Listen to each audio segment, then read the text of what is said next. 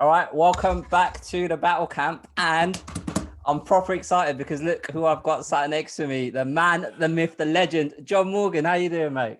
I like it, man. You give me intros like that, compliments. I'm down. Nah, but honestly speaking, look, I'm just going to be honest, right? I'm going to let everyone know. When I say everyone, there's not going to be thousands of people watching this, but I'll let the people that do tune into my channel know that I'd literally just asked you very politely on Instagram, and you were very kind to say yes to joining me on my channel. So thank you so much to start with. I really, really, genuinely appreciate it. So that's Yeah, man. No worries. It's good to see people hustling, man. And if I can work it into the schedule, always happy to do so, man. I always say it's not hard to get me to talk about MMA, man. So it's all good. yeah, exactly. And that's kind of why I wanted to talk to you. So just to let you know a little bit about the channel, I talk MMA and boxing and a little bit of football, what you guys call soccer. Those are my kind of favorite sports, and that's what I like to talk about. And one thing that I've tried to do is get in touch with people that aren't necessarily fighters but involved in the sport, like yourself. So I just kind of wanted to start with John. How did you initially first get into the sport? Like, what was your introduction into MMA? I mean, if you go way back, it's funny. I was a little kid. I grew up and I liked wrestling, professional wrestling, right? Hulk Hogan and Randy Macho Man Savage and all that. But I was about 8 or 9 years old when I figured out it was fake, and I was like, "Oh man!" Like I thought this was real. And so, I mean, I for whatever reason, I was always kind of drawn to fight sport like that, And then I drifted away for a couple of years, and then through a chance, I grew up in Dallas, Texas, and a guy Mesger was opening a kickboxing gym at the time, and he was a friend of a family friend, and so we went to his gym opening by chance, and on there he had a tape of Muay Thai playing from Thailand. It was the first time I'd ever seen it. I was about 12 at this time, I think, and it was a VHS tape of Muay Thai from Thailand. I saw it, I said, wow, that's what a real fight actually looks like. Like, oh my God, this is amazing. So that amazed me a little bit. And from there, it just kind of reignited my passion for martial arts. And that was right around the time, this is the early 90s, man. That was right around the time that everything was getting started. And I used to collect Pancras VHS tapes from over in Japan and rent all the early UFCs. And the first UFC I ever went to was UFC 16 way back in the day. I think it was like my 19th or 20th birthday.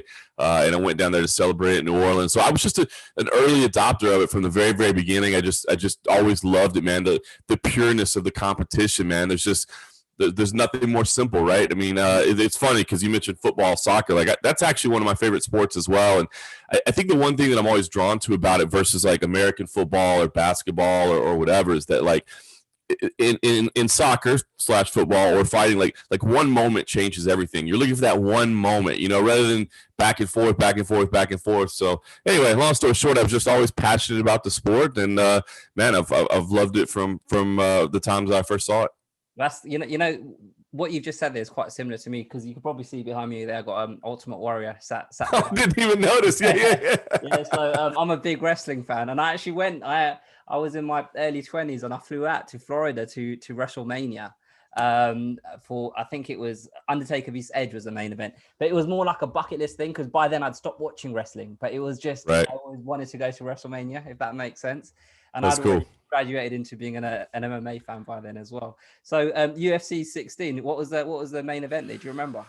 Yeah. It was Frank Shamrock versus Igor Zenovia was the main event there. So it's crazy. I always laugh, man. I sat front row. I mean, literally front row for $50, and like now you can't even like get in the building for $50. You know what I mean? But yeah, it was crazy. It was just so different back then, man. It's amazing because I mean, I played sports all growing up. I played basketball, baseball, soccer, and just love sports. But kind of realized from an early age, like, okay, I'm not going to be a professional athlete. Like the chances of that are pretty slim. So I wanted to be a sports writer. But it's funny, like even then, I never put the two together. Because in the early days, MMA wasn't an industry, like it wasn't a business. So I never even thought that I'd be able to do exactly what I'm doing now for a living. So it's, but man, I'm super fortunate. It's worked out fantastic.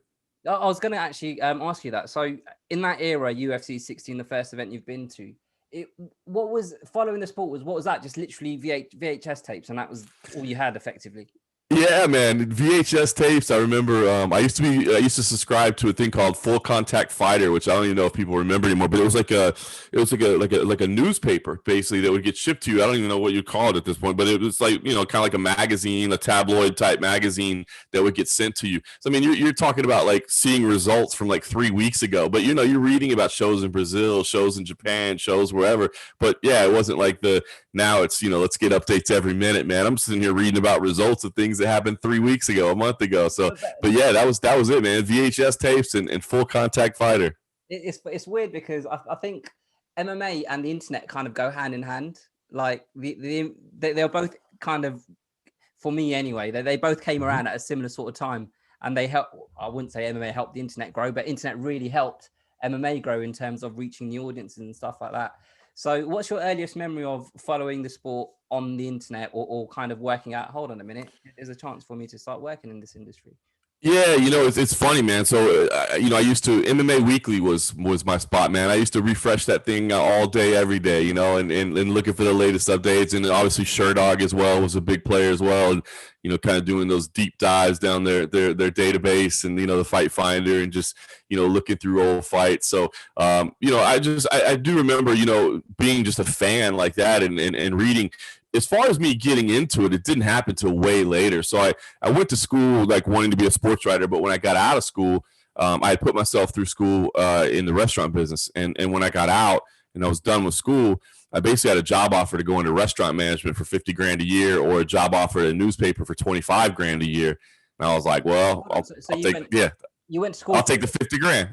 For restaurant, kind of working in the restaurant business, or yeah. So I waited tables to pay my way through school, but as I kind of worked up, as I was doing both, I had a job in both. I just took the one that made the most money, you know what I mean? So I was like, well, I'll get in a restaurant, and I did good, man. I had a great career in the restaurant business, but I was around 27, 28, and I was a general manager of a restaurant. I had a nice salary, 401k, stock options, all that stuff, but I was like, man, this isn't really what I wanted to do in life. Like, it's working out okay, and I'm doing good with it, but this isn't what I wanted to do. I was like, man, I need to try to get back into sports writing somehow.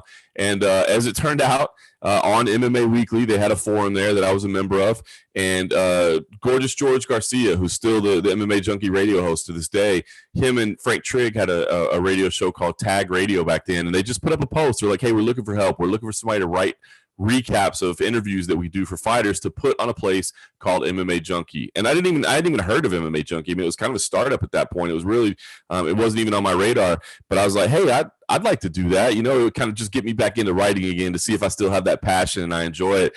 And that's how it started, man. It started out as just doing some free work, basically, man, like intern type stuff to rewrite their recaps and put it on MMA Junkie. And then that graduated into part-time and then full-time. And like 15 years later, here we are. But you've literally been at MMA Junkie your entire MMA journalism career. I have, man. It's crazy. It's I've had offers along the way, and some that were really close. There was one. I mean, I guess I could say it didn't happen, man. I mean, I accepted a job with Sherdog at one point. Like literally had said, look, I this offer is good, and I know that Junkie's not gonna be able to match it, and but let me go talk to him.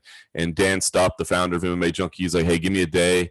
And they came back and they did beat the offer, and so I stayed. I had to go back to Sherdog and apologize and say, hey man, I'm sorry, I was wrong. They did, at that point they actually offered me some ownership shares in the site and that sort of thing. So there have been job offers along the way, but truthfully, like, there's something I really kind of enjoy about the fact that I've been there for that long. Like, I feel this loyalty, and I feel like it's fun to have seen it build and where it's been. And so, at the end of the day, I have to take care of my family. I have a wife and a kid that I have to support. So if somebody came on and like, hey, we're going to double your salary, I'd probably have to leave. But, to leave for a few bucks here and there, I don't know, man. There's something kind of cool about having that kind of tenure at a place, Yeah, so talk to me a little bit about MMA Junkie, because for me, it's like when I first got into MMA, I was obviously a little bit, a few years after you kind of started right in the sport. But for me personally, my journey was kind of, I'd watch it on TV because it would come on cable TV. Bravo was the channel in the UK where I first saw it. And then I kind of actually started becoming a fan through, I'd probably say Joe Rogan, his podcast, and Ariel Helwani was always like putting up videos on YouTube. And then when I started reading sites, MMA Junkie was my go-to site for just reading news, and then Joe Rogan and Ariel Helwani were the guys that I'd listen to. And actually, Gareth A. Davis, I don't know if you Sure, yeah, of course, yeah. Hey guys, so he had a podcast back in the day. So the actual, when you first started on the site, was it like a handful of people, a few of you? How many people were there? Yeah, man, I was employee number one that was hired. So MMA Junkie is pretty interesting. It was started over a few friends that were playing poker together and decided that they wanted to start a website. Basically, you had an advertising guy, you had an IT guy, and you had an editorial guy. And Dan Stupp was the editorial guy.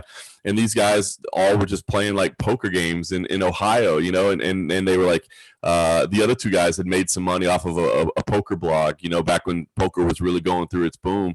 And they were like, man, we should coming on TV and stuff like that. Like. Exactly. So they were like, hey, man, we should all do something together. And this was back in like 2005.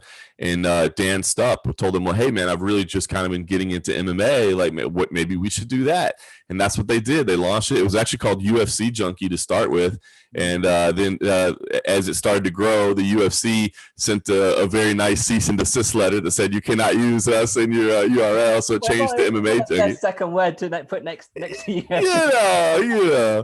So we changed it to MMA Junkie. But yeah, no. So it was really just them to start out with. But Dan, it started to grow. It started to catch on. It was literally just Dan writing at first, and then he brought me on in that kind of internship position. Basically, he was partnering with Tag Radio to kind of help create content together. And then as it continued to grow, I think I did free work, I want to say, for probably about 6 months or so. And then he was like, hey, man, we'd like to bring you on, we'd like to bring you on part-time, basically. I mean, for the salary he could pay me at the time, it was part-time. So I took on the part-time role, and then eventually that changed to full-time and moved to Vegas and all that. But yeah, in the beginning, man, it was just 3 guys. It was an IT guy, an advertising guy, and an editorial guy. And they came together to launch the site, and I was employee number one that they hired. And that was the right time in the internet age and MMA as a sport to kind of start a site. Like, you couldn't do that now, could you? Do you know what I mean? 3 guys starting a website. No, it's crazy. You know what's crazy is, and I feel bad because I get a lot of people that say, how do I succeed in this industry? How do you do what you do? And of course, I always want to encourage people to chase their dreams, man. You should. But I do try to be a little bit cautiously, optimistic in the terms that, like, man, we really, really got lucky in terms of being in the right place at the right time. I mean, is it all luck? No, we busted our asses. You know what I mean? We worked really hard to get where we are. But man, as you said, like, right time, right place, very, very fortunate. It would be really tough to replicate it these days. So when you was part-time, were you still working in the restaurant at the same time, where you might have been?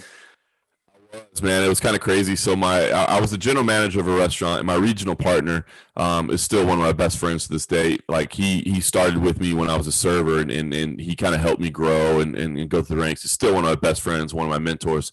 And I kind of told him what was going on. He knew how much my passion was for MMA, so he was like, I gotta let this happen. But basically what I did was I promoted my assistant general manager above me to GM, and I stepped down to AGM with the understanding that, like, I'd still basically be running the store. They knew that I could handle everything, but by promoting that guy above me, technically it was his responsibility to be there on the weekends, and I could, take some Saturdays off to cover fights and stuff like that. So yeah, it was kind of weird, man. It was promoting a guy to be above you so you can go chase another dream is a little bit weird, but we made it work, man. We made it work. So I take it you were living in DC at the time, right? No, so at the time I was actually living in Ohio at the time. Yeah, Ohio. Yep. And then, so is the website MMA Junkie based in Vegas, or you moved to Vegas to be closer to the UFC and the action, effectively?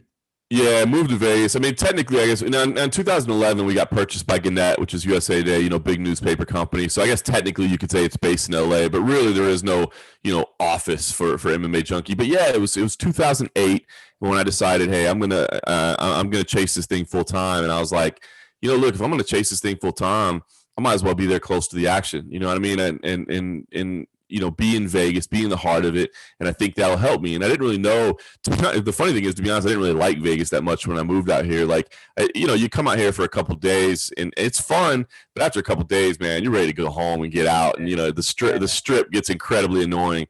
But living off the strip is incredible, man. It's kind of a small little city. But yeah, I just moved out here to chase after it. And yeah, we're based all over, man. We got people in Chicago, people in LA, people in Toronto, we got Farah Hanoun, who's over in Cairo, Egypt right now. We got Simon Head and Abby Subban, who are based in London. We got so no real home office. That's a crazy thing about an internet business, right? Like you got all these coworkers and all you interact with is online. Yeah. Well, that's what I'm doing at the moment, because I work in IT, and we've got an office in kind of just outside London and one in central London, like right in the city. And I haven't been in the office since March last year. So I'm getting a taste of how you've been working, interacting with your colleagues. Yeah, it's just a crazy weird time, and I suppose now's a good time to talk about it, really. So I did want to kind of touch on your initial experiences, actually, before we talk about the Fight Island and all of that stuff. So your first time going to an event, kind of covering the sport and whatnot. Do you remember what event it was and what your role was there? Yeah, it all kind of runs together, but it was back in like the late UFC 70 around there. But the thing was, in the beginning, it was really Dan that was covering more events because it was his website. You know, I mean, he was the one running things. So, I was kind of just that secondary person. You know, I mean, I was there just kind of supporting him. I was in the backup role. In fact, there were some events where we could only get one credential in the beginning. So that's why I kind of can't remember exactly what it was, because there were events that like I would be credentialed to cover press conferences and media days, but I couldn't actually go to the fight itself because we only had, one credential for that. So it was pretty wild, man. Yeah, the early days were nuts, where it's just I was in the assistant role. I remember talking to Dan and being like, hey, man, just so you know, like I really enjoy covering the events live. Like I'd really like to do more. And he's like, yeah, there'll be plenty, man. There'll be plenty in my mind. I'm like, we'll see. But now it's like what I do every week, you know what I mean? So it's funny. I can remember the early days, like kind of going like, I sure hope I get to cover more events. do you remember the first question or like were you nervous around the time when you asked your first question in a press conference or whatever? Yeah, no, I definitely don't remember, but I do remember being nervous for sure. Yeah, man. Like just you want to represent yourself well, and I feel like I know the sport, but at the time I guess maybe you don't know to trust yourself or to trust your instinct. Is this a dumb idea? Is this a whatever? And so yeah, absolutely, man. I remember being definitely nervous in the early going, and starstruck by the people, right? I mean, at the time, these are like people that you've only seen on TV, right? And now you're interviewing them up close. It's a little like kind of intimidating at first. So yeah, absolutely, man. That's definitely nervous. Yeah, I'll tell you a story actually, because I didn't think I would ever get started. Just in my head, I thought if I met someone that I idolize or whatever, I'd be quite all right to hold a conversation with him or her. And I met, I support Arsenal. I don't know if you've heard of us. Sure, cool. Yeah. Small little squad. All right. I met Tony Adams, who used to be the captain of Arsenal throughout the 90s. And it was like a meet and greet thing. And I had my phone in my hand. And I was literally shaking. And as I came up towards him and I was going to give my phone to someone to take a picture of us, I dropped my phone, I fumbled it. And then I was like a little girl, like meeting a pop star. Do you know what I mean? And it's so embarrassing. But yeah, I can totally understand. That's funny. Doing that in front of other colleagues and stuff like that, people that work for other organizations, asking a question and stuff, I can see where their kind of nervousness might come in. So one thing actually I've noticed about you is I've seen you in a lot of vignettes talking, for the UFC, like, discussing a fighter or fighters and stuff, in the packages beforehand. How did you get that kind of role? Yeah, it's funny, man. That's kind of happened off and on over the years, just depending on the editorial team and the video team that they do and how much they op it. They'll just ask me, hey, do you mind coming in and giving your thoughts, you know what I mean? And just telling us, and, don't get paid for it or anything like that. Don't accept any money from the organization, but always happy to, you know what I mean? If I can come give my thoughts and my memories and that sort of thing, they don't tell you what to say. They don't require you to answer in any certain way or whatever. So I figure, it's just, to me, it's just like doing an interview like this. If somebody's cool with me answering however I want to answer and talk about whatever I want to talk about, obviously they get to edit it however they want, you know what I mean? And they can chop out just the pieces they want. But yeah, especially living here, they just come to me a lot because they know, like, this is all I do. I mean, I literally, live this stuff 24/7. And now the headquarters is like 15 minutes from my house, which is fantastic. The old headquarters that they used to have was a little bit further drive, it's about 45 minutes, but this one just down the road. So yeah, just they invite me to come do it, and I guess I do a decent enough job that they're cool having me back. Yeah. So what is it like, kind of walking into the? Like, I've probably get a bit giddy myself, but like it must be really impressive, right? Man, the new headquarters were awesome. It's funny, the old headquarters were not. They were just, because it started out as just a little tiny office. I mean, I'm sure you know the history of Zufa and how they were. So, it was just like one little office, and then they bought the office building, and then the building was kind of small. So then like they purchased like another little office behind it, another little office behind it. But it was just kind of just like a collection of buildings and an office park behind an In-N-Out burger. You know what I mean? It wasn't impressive at all, but. Yeah, man. But I'll tell you what, man, the new facilities, they are amazing, man. The headquarters and then the PI. And then, of course, now you got the Apex right next to it. But, yeah, man, you walk in and, man, they've got this massive video board that's just playing like old UFC highlights. And, you've got memorabilia and all. I mean, it's the new headquarters are incredibly impressive, man. They did a phenomenal job. Mm-hmm. So have you covered other like Strike Force and or like Affliction and stuff like that, like back in the day and whatnot? Yeah, no, absolutely, man. Yeah, we went to the Affliction shows, Strike Force, continue to cover Bellator. I mean, we cover everything. I've always said, I want to cover as much as possible. I mean, listen, the UFC is, the behemoth by far. I mean, it's not even close. You know what I mean? They're the industry leader. They generate the most traffic. But like, I'm excited. PFL is going to be doing a bunch of shows here in Vegas this year. They're going to do like a Vegas bubble. So, I'll be as many of those as I can go to. So yeah, I like to cover all the organizations. Basically, the way we used to do it was we kind of cut it off at. Is it visible to an American audience? Like, is the card like televised to an American audience? Because our traffic is global for sure. Our web traffic is global, but the big majority of it does come from the United States. So we try to make sure that we're covering organizations that people can actually see. Because there's, I do commentary for Cage Fury Fighting Championships, which is a kind of a regional promotion on Fight Pass, and I love it, man. I love all levels of MMA. But obviously, manpower is only being so much. We can only cover so much. But covered every. Man, I've covered everything over the years. Oh, wicked! So actually, I didn't know that. So what? You play by play or kind of more color? Yeah, no, I do play by play, and actually, my color commentator is CM Punk. Actually, so it's always kind of funny, man. Yeah, he's great. Yeah, so if you can check it out on Fight Pass, man, it's a lot of fun. He's become a good friend, and we joke because it's funny because. I don't know anything about professional wrestling anymore. Like I said, I watched it when I was a little kid, but as far as like anything that's happened since I was like 8, I know nothing. So like he'll drop these references to some wrestling thing. I'm just like, I have no idea what you're talking about right now, but so we're kind of an odd couple in that way too. Obviously we're an odd couple too, because he's straight edge, and me, first thing I want to do after we get done is go get a cold beer, so but we have a great time working together, man. He's a good dude. I know Punk gets hated on a little bit for his UFC career, but I can tell you behind the scenes, man, he's a really, really good dude. Yeah, I followed his career actually when, I don't know if you've heard of the pipe bomb, when he kind of went and done that speech on Raw and whatnot. Are you? No, yeah. No, I have to check it out. Just Google the pipe bomb. Yeah, so he done a promo and it was kind of like a half kind of shooting, telling the truth, and half kind of storyline, and it was the lines were really blurred and stuff. And then I saw it on Twitter, because I still follow a lot of wrestling accounts on Twitter and stuff, and that's kind of I saw it there. But that's going off track. What I wanted to ask you is that when you first met him, like just through this gig?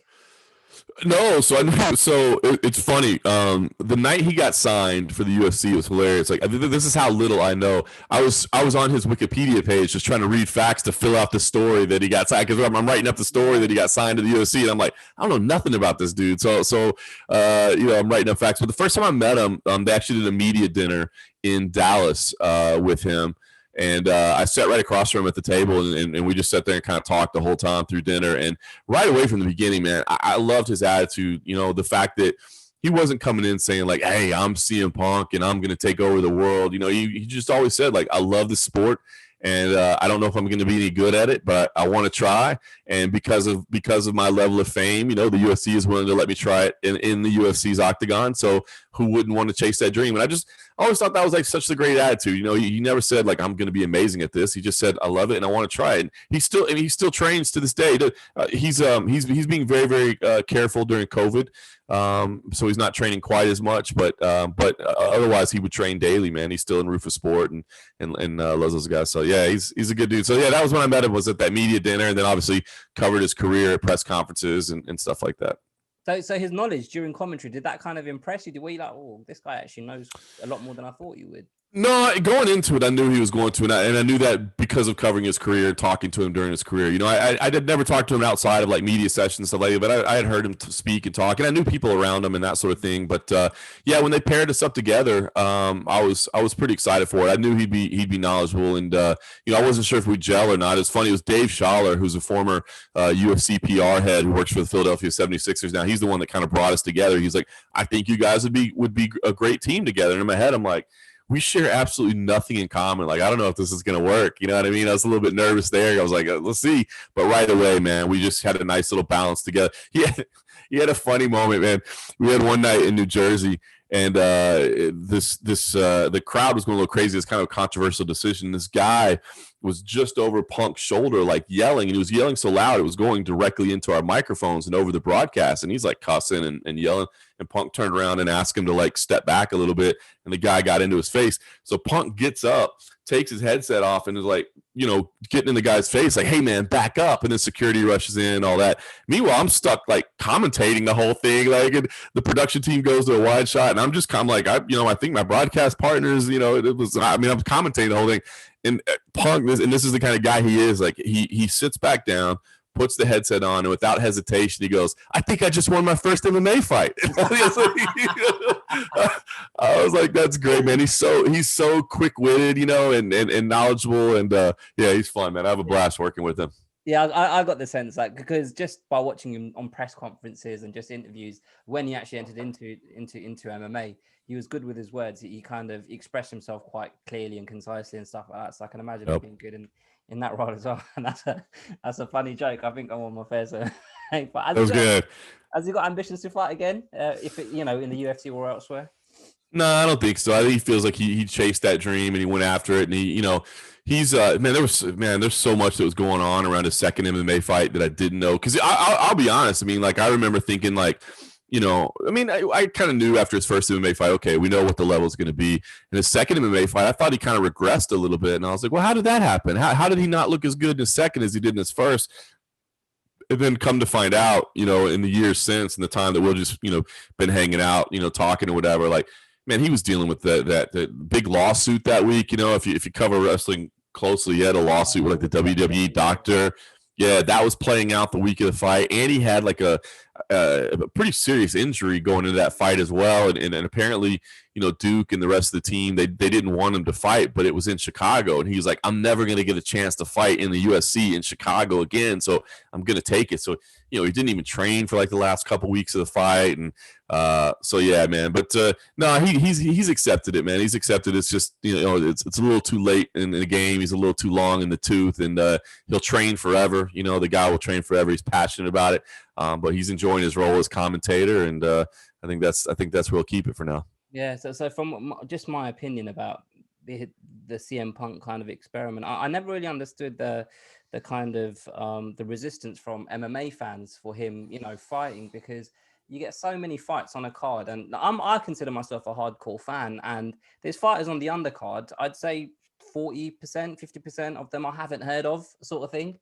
So if there's a slot being taken by a CM Punk, you know, it's not like he's taking a chance away from someone else, sort of thing. So yeah, that was the biggest argument, right? Is that people would say, "Oh, but that's a spot that could have gone to somebody else," and like, you know, I guess there's some truth to that. But I mean, the guy fought twice, you know what I mean? So it's not like he took away that much space for other people, and he brings attention. You know, it's such a weird balance, this game, and I've seen it, and I think I even used to be that. I mean, I remember when Brock Lesnar came into the UFC, I think I was a little defensive. You know, where I was like, "Man, we don't need this pro wrestling guy coming in here. You know, this is our sport. This is what we did." But you gotta kind of be a little bit open and understanding that, like, there's going to be opportunities like this that will help create awareness of the sport and will help bring eyeballs to the sport. And you know, I think Punk did that. So yeah, I never quite understood the resistance. I get the argument, it's there, but I mean, is it really taking away that much opportunity from other people? Like, 2 fights, period, and only one half of those 2 fights, by the way, that somebody on the other side still got that opportunity. Yeah, so exactly. Yeah. It's not like he was in there fighting himself. Do you know what I mean? Or exactly. Dance for everyone. What was just talking? I mean, I know it's not the same thing, but it's similar. Jake Paul and Ben Askren going to be fighting in a couple of. I don't know when the date is. I'm not really up to date with what the Paul brothers are doing. But what's your take on that fight? It's interesting, right? Because on the one hand, like I'm happy for Ben Askren who's gonna be able to make some money. You know, I really am. Good for him. You know, like he's had some health issues and hip replacement and all that. You know, he can't compete at a high level anymore. But this will be an opportunity for him to wrap up a big paycheck. So good for him. As far as the what the Paul brothers are doing, I mean, I guess they're decent athletes and they have combat sports backgrounds in terms of wrestling and now boxing and it seems like taking it seriously, at least to a degree. I mean, taking the training serious. I don't know how much the career being serious. The thing I just don't understand about it is, I'm not one of those guys that says, "Oh, this is a travesty to the sport. It shouldn't be happening." Like, it's not. I mean, if people are willing to pay for it and two guys are willing to do it, like, good for them. Go do it. I just don't understand what it proves. Like, you outboxed what most people consider one of the worst strikers in MMA history. You know what I mean? A guy in Ben Askren who will basically tell you himself, like, I don't even really have knockout power. I'm not that great of a striker, but I'll just do it. So that's what's weird to me. You know, like, now, if Jake Paul had come in and said, I want to fight Ben Askren in an MMA match, like, whoa, like even an old crippled Ben Askren, you'd still have to respect the heck out of him for doing that. But I just don't. That's why I don't get it. Is like, I don't understand what it accomplishes. Like, you outboxed MMA fighter known strictly for his grappling. Like, it's weird to me. So I'm not personally intrigued by it. Like, I mean, well, we've been covering some of the silly antics and stuff like that because you have to. They're notable figures, and I'm sure we'll have the fight result on MMA Junkie. But as far as me personally being like excited by it or like intrigued by it, I have to admit I'm not, because I just don't really understand what's at stake, basically. Yeah, no, that makes a lot of sense. I just get the sense that, like, it's just because Ben Askren, for me, and this is just my opinion, Ben Askren is someone that's very vocal on social media, and that is literally why he's in this bout with Jake Paul. Obviously, it's also a fight that's very winnable for Jake Paul because, like you say, Ben Askren isn't a guy that's known for his striking ability, but it's like, yeah, a guy that's accomplished in MMA, but you're gonna do the one thing that he's not good at in a completely different sport. That's it. Yeah, Joey. It does. Yeah, that's totally right. Actually, Matt, this weekend, Paige Van Zandt, I think she makes her debut, don't she? In bare That's right. What do you make of her move to bare knuckle boxing? It's interesting, right? I mean, to see what she can do there. I'm not a huge fan of bare knuckle. I don't know exactly what it is about it. I mean, I think it's just because it's not what people. I mean, it's not as brutal as people might think, but it is very bloody. I mean, just cuts, and they happen very, very easily. But you have to be very careful. You can't just go swing wild. You got to pick your shots. You have to be very accurate because you can break your hands really easily. But I'm intrigued to see what she does. I mean, I think for her, it's a move to I mean, and you can see it. I mean, they're treating her as the poster child of the company. I mean, that's a pretty unique opportunity where you're the central focus of an organization. I mean, she's the biggest star of that organization. So I'm interested by it. I'm interested to see what she can do there. I don't understand the finances of it. That's what I'm a little concerned about.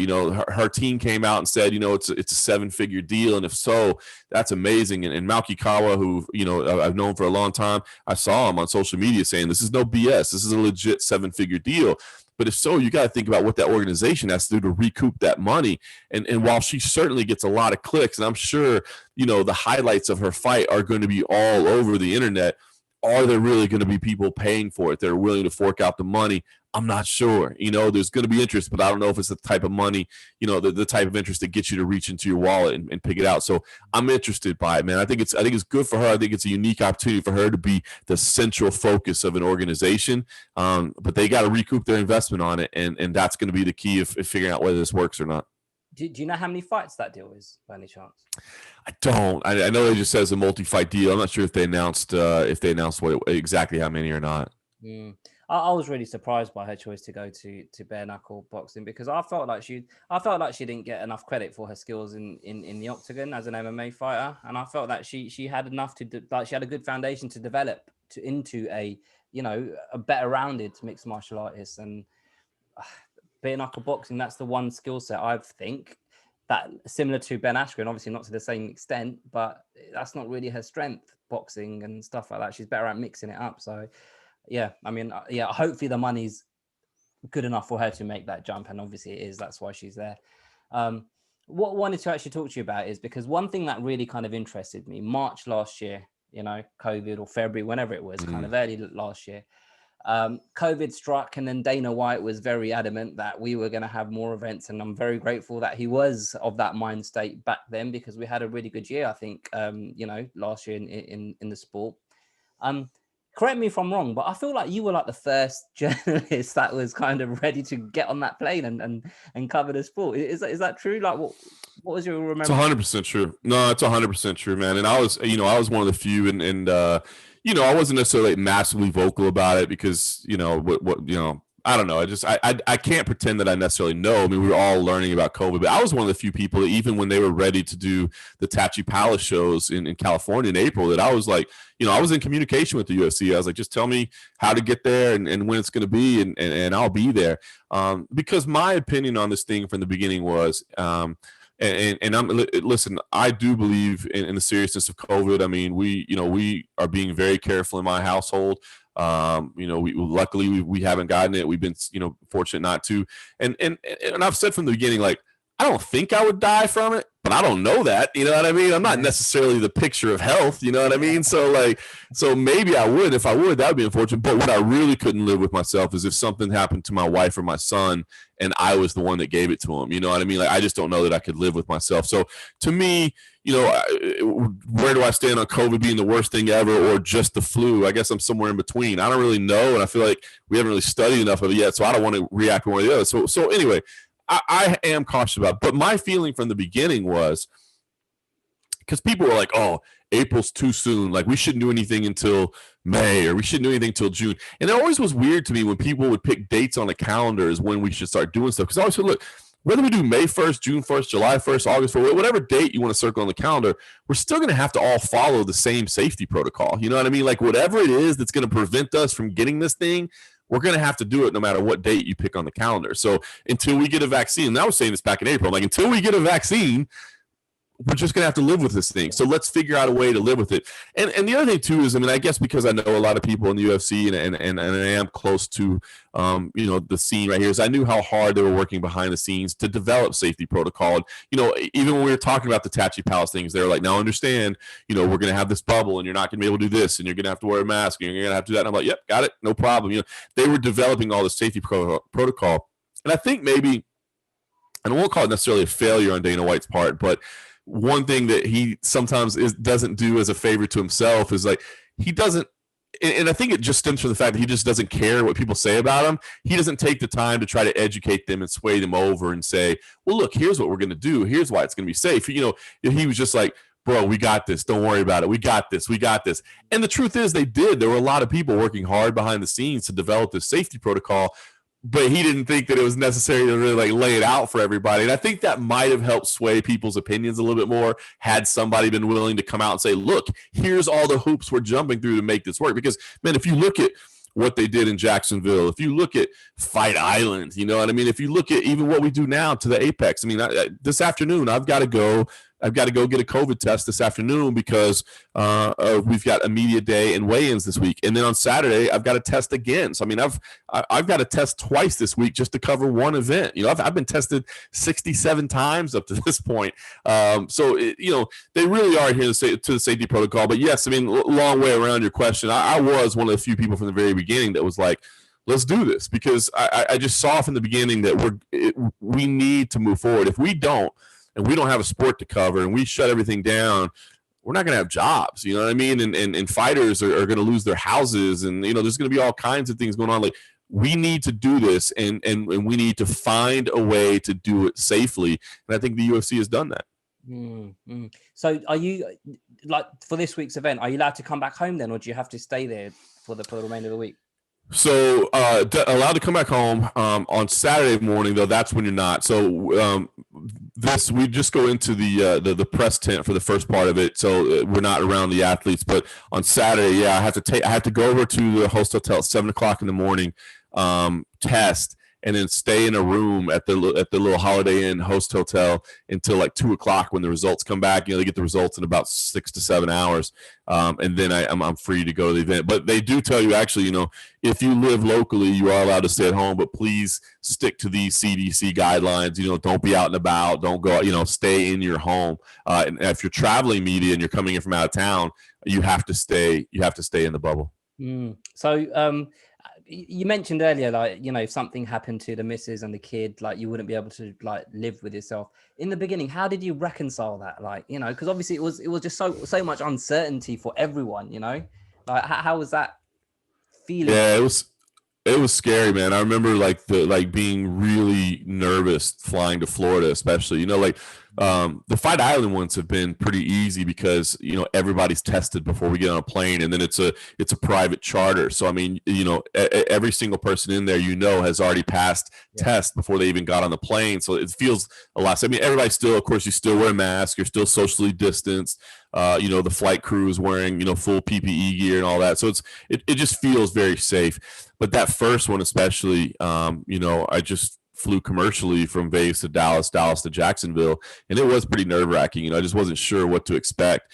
You know, but you know, I did think, hey, you know, I got to keep working. I got to pay the bills for my family. But B, it was also one of those things where to me, I thought, you know, how can I talk about the UFC safety protocol? How can I talk about the UFC's response to how they're handling things if I'm not there seeing it firsthand, if I'm not there covering it, reporting on it? You know, it's a lot of what we do as sports reporters is kind of just, I don't want to say it's trivial, but at the end of the day, we're covering games, right? You know what I mean? This is, of course, a little bit more serious than, you know, with what can be done to the body than most sports. But at the end of the day, we're just talking about fight results. But to me, this was a real news story. It was a part of history, and I needed to cover it. So, you know, I talked to my family and let them know, and I promised them, you know, we talked about, hey, you know, you promised me you'll be washing your hands. You promised me you'll be wearing a mask. You promised me, you know, and I did. And like, you know, in Jacksonville, like I never really left my hotel room outside of when we were going to, you know, the actual events and the things that we needed to cover. I was very, very strict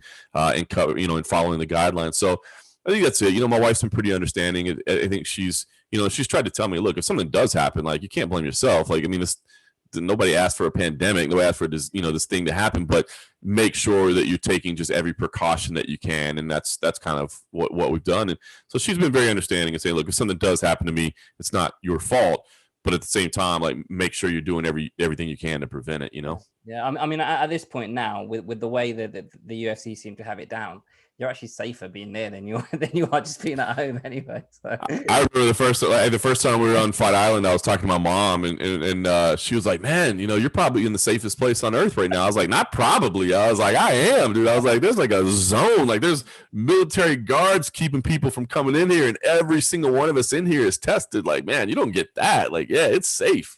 Apart from obviously the last event, I forget the guy's name now, the German guy who's met. What was that about? Dude, that's one of the craziest stories I've ever heard in my life, man. That is absolutely nuts. I don't know if we'll ever know all the details to that. I've heard, you know, I've talked to some people around. They're like, it's not exactly what it sounded like. And I'm like, well, what is it? And then they're just like, nah.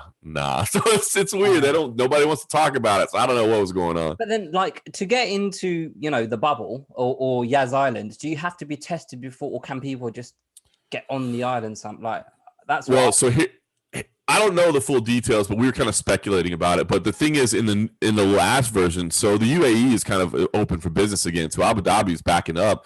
So the safe zone is smaller than it used to be. We used to have this area called Yaz Island that was totally blocked out. I mean, there was literal physical barriers with guards at it. And yeah, in order to get in, you had to be tested and you had to be those. It's not like that anymore. So now they had the media hotel, the host hotel, and the arena, and all those areas were guarded, and you couldn't get in without a test, and that's why you had to have the wristband and all that stuff. The problem is the W is like on the racetrack, and so the racetrack is technically open to the public. So we're thinking that maybe that's how they passed the wristband or something. Was like, you know, if a friend of his was on the race, I don't know that that's how it happened, but that's a way that maybe something could have happened. So it's a little bit different now. The last one was it's basically just the properties themselves are the bubble. So you've been following or covering the sport for a long time, and for me, there's been, you know, certain fights that have, for me personally, have been like a moment in history. Khabib against Gaethje recently. For some reason, that feels like it's just going to stick out in my memory for forever, sort of thing. So, what is your favorite kind of, or not favorite, might be the what's the most memorable thing or event that you've been to, kind of? Man, there's been so many, but I guess when you say that, like a couple that come to mind. Anderson Silva versus Vitor Belfort, the front kick to the face that kind of set off the passion in Brazil. That was huge. Verdum tapping out Fedor, man, that was like a moment where you thought, that was a moment where you thought, geez, my goodness. Seeing Chris Cyborg's early fights, man, those were insane, where you're just like, man, who is this wrecking machine of a woman? Seeing her early fights were amazing. Always one that always sticks out to me is Nogueira knocking out Shab in Brazil, and it sticks out to me because I remember looking around and seeing people crying in the crowd because Nogueira is so beloved, like as a hero there, that there were literally people crying in the crowd, because of this result.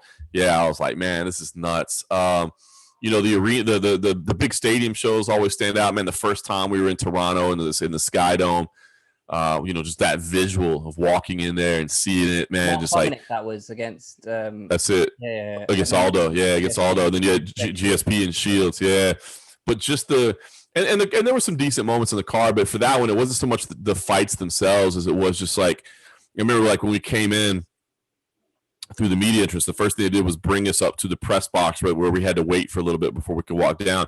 But the press box is up at the top, and so you look out and you see the octagon and this massive stadium all around. It's just like, whoa, you know what I mean? This is crazy, man.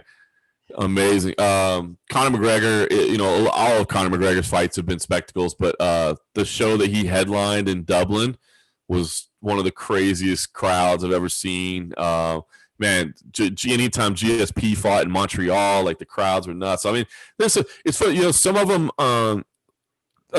them stand out for the fights, and then some of them stand out for the atmosphere. You know what I mean? I keep saying like, this era that we've had of not having crowds, it hasn't been all terrible. Like there's some good things about it. Like we haven't heard fighters getting booed in a long time, which is nice. We haven't heard anybody yelling dumb stuff from the crowd. Woo. Yeah, exactly. We haven't had those, and it's cool, like being able to hear the corners and being able to hear, the shots land. You can hear like the weight of the blows as they land. I mean, that's all cool. But man, there's nothing better than that just crowd going wild, the buzz, the atmosphere. So I'm anxious to getting back to that, man. Yeah, but even watching on TV, man, like I like you say, it's got its positives having no crowd and stuff. But like when a fighter that you like kind of walks out and you see the crowd kind of going crazy, like my adrenaline kind of raises, and it doesn't say much about a crowd sort of thing. But what the Khabib McGregor? So I'll just tell you my experience because I was watching it, right, and they're fighting, right, and when they're actually having the fight, and then all of the aftermath when all of that stuff started happening, I started getting this weird feeling in my stomach, and I remember standing up watching it, and I was a bit like, oh shit, they're fighting. But they'd been fighting before, but it felt different. Like, do you know what I mean? Like it felt different. What was that like for you? It does, man. What's funny, the whole build up to that fight, I'll be honest with you, I just didn't like it, man. I didn't enjoy it. I remember that week of fight week, like telling some of my colleagues, like, man, this is just getting too dark for me, man. Like I remember showing up for the fight and knowing that it was like a big night, but not having that adrenaline excitement where you're like, oh man, like I can't wait. It was just like, man, I can't wait to get this over with. You know what I mean? I'm just so ready to get through this. And then Khabib wins, and then he jumps out of the cage, and it was right in front of us. I'll tell you a funny story. So press row at T-Mobile that night, there was so much demand for tickets, they cut press row in half and sold the other half as tickets. But they don't normally have barriers around the press section, but they did that night. And I remember taking a picture and putting it on social media, like, oh, I guess they think the media is going to get rowdy tonight or something. Sure enough, we did need those barriers because it started pouring like right in front of us. But yeah, I did remember thinking that night, man, like this is not what we need. This is not what people need to see. And it was, I felt so bad for Khabib because, man, he had just, so much had been thrown at him, you know what I mean? And so much had been pushed at him, and he always carried himself with dignity and tried to stay out of it. And then he just snapped, man. He was a couple seconds away from just saying, from never having to deal with that again, and just saying, man, I'm not fighting this guy. I gave him his shot and it's over with. I never shut your mouth. I never want to hear from you again, but he lost his cool, man. He lost his temper. But yeah, it did feel bad, man. It felt really, really bad. And, you know, after the next couple of days, you start going, well, nobody got hurt and everything is good. But yeah, just especially, man, as it started like pouring into the crowd, you're like, dude, what if some fan were to accidentally get like trampled over or something like that? And then, man, yeah, when you started seeing the scenes, you know, from the crowds, like right, like the kind of the warring factions that were fighting in the concourse and stuff like that. Some of that video stuff.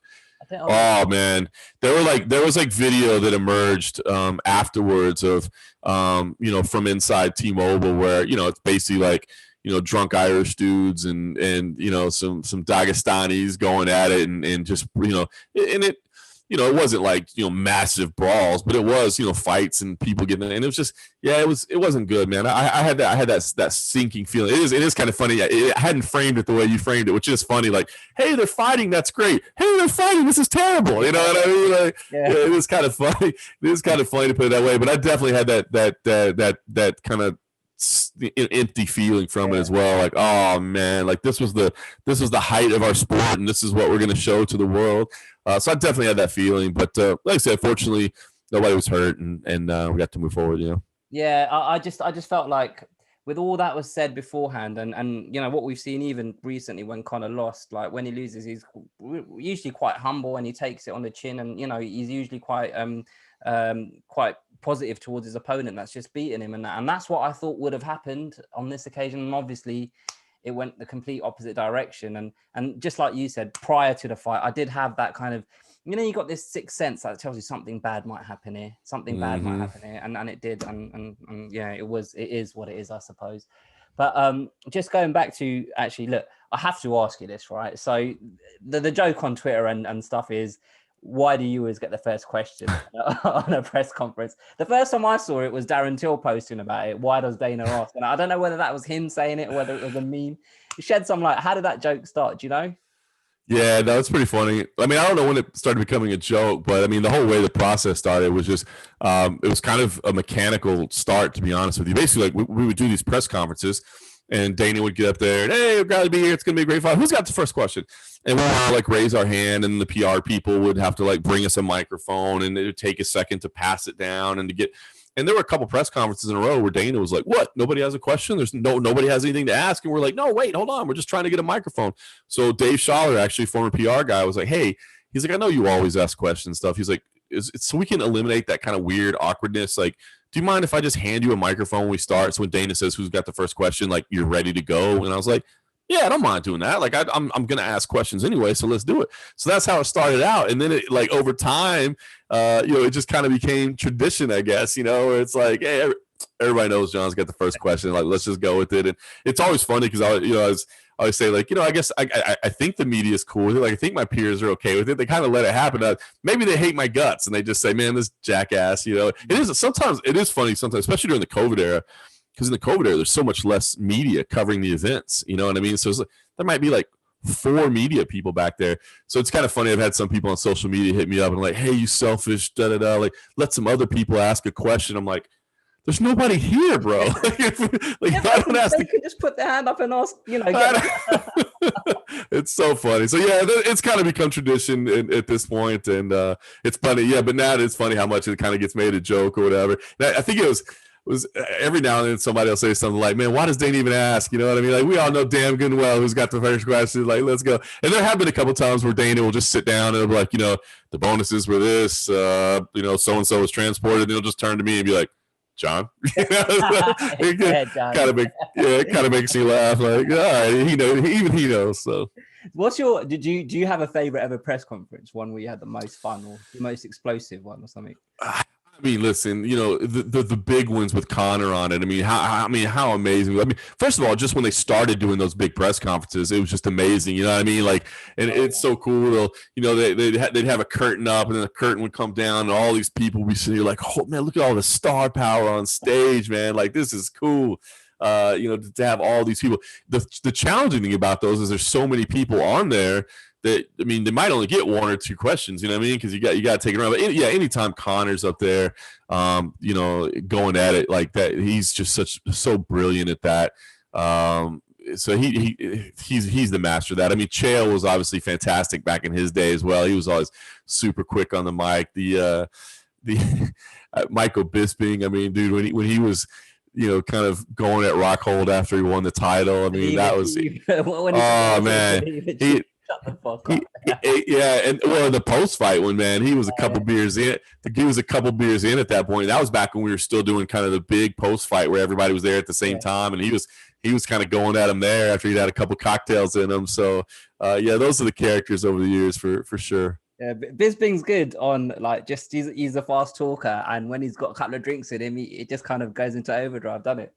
Bisping is the best, man. I mean, obviously Chael was fantastic, but Bisping, I just always remember like they would announce a Bisping fight. I'd be like, all right, that's okay, whatever. That's a decent fight. But by the time the fight rolled around, like he'd done such a good job of just like sticking it to the other person and riling people up. You're like, oh, I can't wait. Dude, the one, it wasn't even a press conference. It was I guess it was a media day. And then they did face-offs afterwards. It was when he fought Vitor Belfort in Brazil. And they were doing the face-off, and I was up front, so I happened to hear him, and he was like, Jesus isn't real, right? And I was just like, who says stuff? I was like, who says stuff like that, dude? I'm like, that's some next level trash talk, man. What did Belfort say? Vitor, he's just like, he's just staring at him and trying to be mean, but I was just like, Jesus isn't real. I was like, oh, come on, man. Do you miss those like because I remember back in the day, you'd have like press days, with the undercard fighters, and then you'd have the pre-fight press conference with a main and co-main maybe, and then also afterwards, like you say, they'd have all the fighters on the table at the same time. Do you miss that, or do you prefer it how it is now? To be honest with you, I prefer it how it is now, and I understand why fans. I've seen fans say they wish it wasn't, and I get it because you point to those kind of interactions that we miss, post fight. But the thing is, like, when they used to do that, there's a whole lot of things involved in, like, say they bring like the whole main card back, right? Well, that first winning fighter has been sitting around for 3 hours waiting for this press conference. I mean, so they're kind of out of it. And then the other thing too is like, let's say you got 8 people up there, but one of them's Conor McGregor. Well, guess who's getting all the questions? You know what I mean? So I think, what kind of work that we did a little bit at the end before they kind of switched this current format was, they would bring in like maybe the first 3 winners or 4 winners and then dismiss them and then bring in the main event. And I think that worked a little bit better. From a selfish point of view, I will say too, it's a lot easier to get conversations going. You know what I mean? Instead of like, I've got a question for fighter A, fighter B, fighter C, and then, journalist number 2 is like, yeah, I got a question for fighter D, back to fighter A.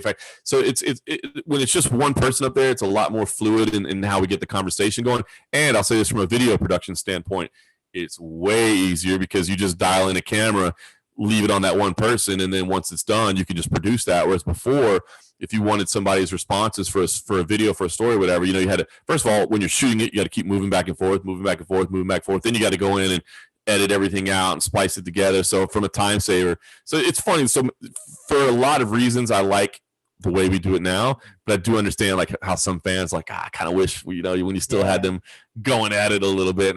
So from an entertainment perspective, I get why some fans wish it wasn't that way. Yeah. So like, do you actually like, film and edit and everything, like film it yourself while you're there? Like you don't have anyone with you in that? It just depends. Now here in Vegas, I've got a videographer, Ken Hathaway. He's actually he co-hosts the podcast, the MMA Roadshow, with me as well. But he's a videographer. When we're working together, I've got him, so he'll handle all that. But when I'm solo, yeah, man. Like I always joke, man. I got into this because I wanted to be a sports writer. Like I like writing. I enjoy telling stories. And truth be told, like writing is probably the least part of what I do these days. You know what I mean? Now it's you got to be a videographer, a photographer, a podcast host of whatever. So yeah, man. When I'm rolling solo, man, I'm shooting everything. So not only am I asking the questions and all that, but I'm actually videoing everything, producing the videos afterwards. Learned Final Cut so I could do all that stuff. And yeah, man, you got to be a jack of all trades now. Yeah, no, that makes sense. And you also do the videos with Oscar Willis from the Mac Life, don't you? During yeah, we do, man. We've spent a lot of time together, especially during this COVID era, man. He's been side by side with me through all the Fight Island events, and so, man, we've said we did 10 weeks out there together in the last 6 or 7 months. So he's become a good friend. Obviously we're just working together a lot, doing the traveling circus thing, but he's become a good friend, outside of work days as well. Yeah, that's good. Yeah, I enjoy that actually. I enjoy those videos that you guys do, like previewing fights and just having general discussions about what's been going on during fight week and whatnot. So yeah, keep Sure. them coming, keep them coming. Appreciate it. So let's just focus a little bit more on the actual sport now, because that's what we both love.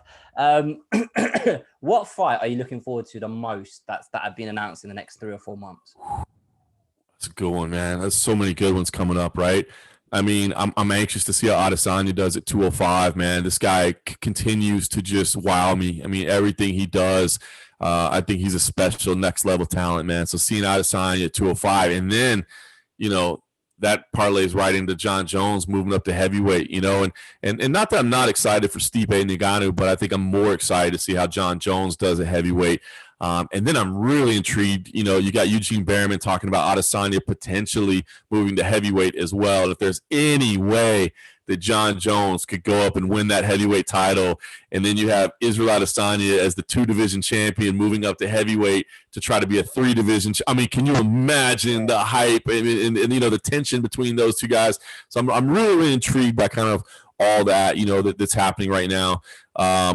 Just right in the immediate future, man, the stylistic matchup of Kamaru Usman and Gilbert Burns is so intriguing to me, man, because I don't think there's a lot of people that can beat Usman, man. I know he gets, hated on a little bit. I know that people are, kind of don't like his attitude or his style or whatever else. But, man, I think the guy is an incredible fighter, and I don't see a lot of people that have the skills to beat him. But Gilbert Burns, from a stylistic perspective, you think about it, he's got the power on the feet, and then more importantly, he's incredibly dangerous on the ground. So, I don't think Usman's going to be able to feel comfortable clinching or feel comfortable, just getting on top of him and holding him there, man. It's going to be very, very difficult for him. So I love that stylistic matchup that's coming up. Those are some big fights right now, man. There's so much going on. I don't think Khabib's coming back, unfortunately, man. I didn't think from the beginning that retirement felt very, very real to me from the beginning. And, I know from talking to people around him that his heart's not into it. I know he would come back for a George St. Pierre fight, but I don't think, to be honest with you, that Dana really wants to deal with George St. Pierre again. I think he still feels a little frustrated and burned by the last time when he brought him back and he promised that he would defend the belt and he didn't. He dumped it in like a week. So I don't think he wants to put himself in that position again. So that's exciting. Excited to see what Max Holloway does next. That dude's fighting on another level. That performance the other night was just What was that insane. like? Where were you sitting when he started saying, "I'm the best boxer"? Bro, dude, is that not the most amazing thing you've ever seen? Yeah, honestly, I was sat here because I watch it on this TV right behind me, right? And I've literally never seen nothing like that before. Talking about Oscar Willis, man, we were looking at each other going, is that one of that is seriously that is one of the most iconic moments, you know what I mean? To just be slipping shots without looking at him and fire, just unbelievable, man. And fire back, you know what I mean? Like, that's unbelievable. So to see what he does next is amazing. That's intriguing too, right? Because Volkanovski versus Ortega, that's a good fight. And if Volkanovski wins, I know he'd be frustrated, but like, how many times do I have to fight Max Holloway? Like, I want to beat other people and fight other people, but gosh, man, Max Holloway looks so good. How could you deny him another title shot after that? So, I mean, that's a big fight, man. There's so many big fights that are coming up, man. This is gonna be a good year, I think, man. I think it's gonna be a good year in terms of entertainment value. The one that I'm looking forward to the most, and it might just be because I'm English, but Leon Edwards and Khamzat, because that is, for me, just like, because Khamzat's such an unknown quantity to me personally, because obviously what he's fought in the UFC isn't the top 5, top 10, maybe not even top 15 in comparison to what Leon Edwards is in the welterweight division. And I just want to know how good is Khamzat, and Leon Edwards got the style for me that can neutralize someone like Khamzat. That's a great fight. And listen, I do think Khamzat's the real deal, man. I've talked to a lot of people around him. They had been singing his praises well before he ever came to the UFC. They're like, John, this dude's next level. Like, you're not going to believe this kid. They're sending me highlights and stuff. And, just watching highlights, I'm like, ooh, that is amazing. But, you don't get a real sense until you watch him fight. So, look, I think Khamzat could be a problem, but you're right. Leon, man, is another guy. You know, it's funny. I was talking to Usman the other day, and I was happy to hear Usman. I was asking him kind of, what else is out there that makes sense. And I was happy to hear him mention Leon's name. He's like, listen, man, I think he probably deserves a rematch at some point. And I was happy to hear him say that because Leon, man, just the luck that he's had, dude. Oh man, I feel gutted for him because he's another one I think that doesn't really get the respect that he deserves. You know what I mean? He's a fantastic fighter, just a great dude. I always enjoy talking to him. And man, just the way things have played out and the timing and all that, it's been brutal. So he's got a real stiff test in front of him, but I was happy to hear that at least Usman's looking at him and thinking if he beats Hamzat, he's at least in the discussions because, he deserves that, man. He was so close for so long, had that Woodley fight lined up that could have changed everything for him. Everything shut down, that it was going to be in London, wasn't it? So, yeah. That's it, man. We're talking about a year later, you know what I mean? How different his career could have been over this year. So that's a good one too, man. That's another big fight. Yeah, when this fight got announced, I saw a lot of people kind of saying, "Oh, why is he fighting Cams? Like, where's he ranked and stuff like that?" But I just didn't understand. Like, this guy's the one with the hype. This is the big fight, and this is the biggest fight he could have got apart from the champion, really, or Jorge Masvidal, in my opinion. So, I mean, I'm really excited about this fight. Just lastly, I've taken so much of your time, and I really appreciate. Yeah, no worries. The lightweight division, because obviously now Khabib, it looks like he's going to retire. If he's not, actually, before I talk about that. What do you make of these rumors about GSP training for a fight that apparently is close to being made with Khabib? I don't know, man. They seem so non-committal on that, man. I mean, GSP. The thing is, if he decided to do it, absolutely, man. I'm all for it. Like I'd love it'd be great, but I don't feel like, man, he's got to. We have to. I mean, him and Khabib would be an amazing fight. I mean, you talk about the legacies of those two guys and what they've accomplished. It would just be like, the battle of the goats going at it. You know what I mean? But GSP's been retired for a while, and is he still does train. I mean, you can clearly see it. Obviously, he's still in phenomenal shape. He's a martial artist. He's not just a fighter. He's a martial artist. He trains every day regardless. So it would be cool. But I don't really like the odds of it happening. Like I said, I still feel like Dana has kind of a sour taste in his mouth from how the whole middleweight thing went with George St. Pierre, and kind of devalued that belt for a while because he came in and took it off Bisping and then bounced. So I don't think he's going to be in a huge rush to put that together. But I wouldn't mind seeing if it could happen. I don't think it will. But I sure as heck would show up if they did it. Yeah. I mean, well, you show up to every event, though, don't you? So it's a pretty easy statement to make. Well, from my personal, I'm a real big fan of both guys, obviously, because, like you say, that they're up there as the best that have ever did it in the sport. And I just feel a little bit like you say, he's been retired for so long. And what weight will they fight at? If they do it at 165, okay, I can get with it. But it's not GSP at his peak, because this is Khabib at his peak, because what he done against Gaethje, a few months ago, mate, that was unbelievable to see. The way he just pressed forward against Gaethje, and when he started eating those leg kicks, man, he's an animal. That guy's just amazing. So yeah, going back to the lightweight division to finish off, then how would you book the lightweight division now for the remainder of the year? It's tough, man. Because what I really would like to do in terms of who I think deserves it. Is I'd like to see Poirier and Charles Oliveira. I think those are the two most deserving of the title shot, and I like it. But now we're talking about what point of view am I doing this from? Because if I'm doing it from a business perspective, I think Chandler is kind of the hot hand right now, right? I mean, you come in, create that buzz for yourself on a Conor McGregor card, perform the way you do in the cage, perform the way you do on the mic, and obviously I'm a big Michael Chandler fan, man. I always thought, he's such a great person, and following his career in Bellator has been amazing. And so, if I was doing it from a business perspective, I think I'd probably do Poirier versus Chandler. But of course, Poirier is saying he doesn't want to fight Chandler. He doesn't want to deal with that. So that creates a big problem there. So it's so confused. I'm anxious to see what they do. It's kind of a weird situation to be in.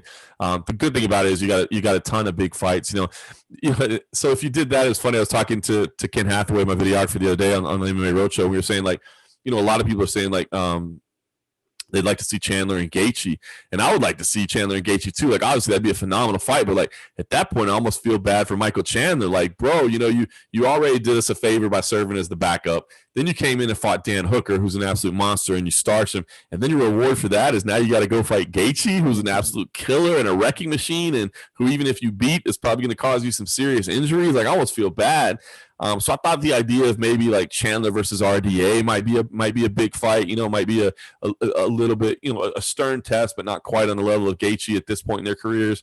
Man, it's interesting to see how this thing all plays out. I hope they find a way to get Poirier into the undisputed title shot, man. I really do. Even if that means they got to sacrifice the business a little bit, even if it means they got to take a few less pay-per-view buys. I don't know how you can't be a fan of that guy for all the fights that he's been in and for the way he conducts himself. And, you know, seems by all accounts to be a great family man. You know, certainly we see the charitable work that he does as well. I don't see how you can't cheer for that guy. So I hope they can find a way to make sure Poirier is at least one half of the fight, whichever fight you end up booking. Yeah, he's definitely one of the good guys, and who knows, maybe after this win against Conor, maybe his stock amongst the casual audience has gone up, and maybe he is now reached the next level of kind of just a guy with a reach and that can pull in an audience. And I watched your interview with Gaethje earlier this week, and I just love the way that guy talks, man. He just wears his heart on his sleeve, doesn't he? He just seems like an open book. Like you can ask him anything and he'll answer you kind of honestly, sort of thing. So funny, man. Yeah, because I was at, hey, how would you book things? Is there a title shot? And he starts going off on Dana. I'm like, are you mad? Are you mad? And he's like, no, I love Dana. He's like, I love UFC. This is good. Like, I was like, wait, okay. But I love that. The fact that he can just say, hey, man, I love this company. There's no place else I'd rather be. There's no place else I'd rather work. However, I believe they handled this situation wrong. Yeah. Good for you, man. Like you said, be honest and just call it how you see it. Mm-mm. And I think just the build up with Chandler and Gaethje, just I think they gel quite well in like press conferences and stuff like that. But personally, I'd like to see actually see Gaethje and Poirier in a rematch for the belt, because they're both the guys that lost to Khabib last. And I like Oliveira. I just don't know how much. I'd like to see him win one more fight against another top 5-10 guy before he gets that shot. But that's just right. That's just my. No, that's fair. That's fair. He's got some wins, but he doesn't necessarily have as many signature wins, so to speak. Yeah. Not necessarily that top tier, Yeah, and it's very easy to say this in hindsight, but I just don't know what version of Tony Ferguson he beat. Do you know what I mean? Like, I don't know whether that version of Tony Ferguson is the one that we thought he fought. If that's fair. I think that's fair. But anyway, look, man, I really do appreciate your time. Thank you so much for joining me. It's been absolutely fun. I could talk to you for hours, honestly, just talking about your experiences, getting to fights and stuff. But yeah, anyway, listen, thank you so much for joining me, guys. Please subscribe to the channel. John's going to do it as well, so you'll be another subscriber. But yeah, thank you for watching. You can get the audio version on this, all the links in the description, all of that good stuff. So yeah, thank you. We'll join us next time. Cheers.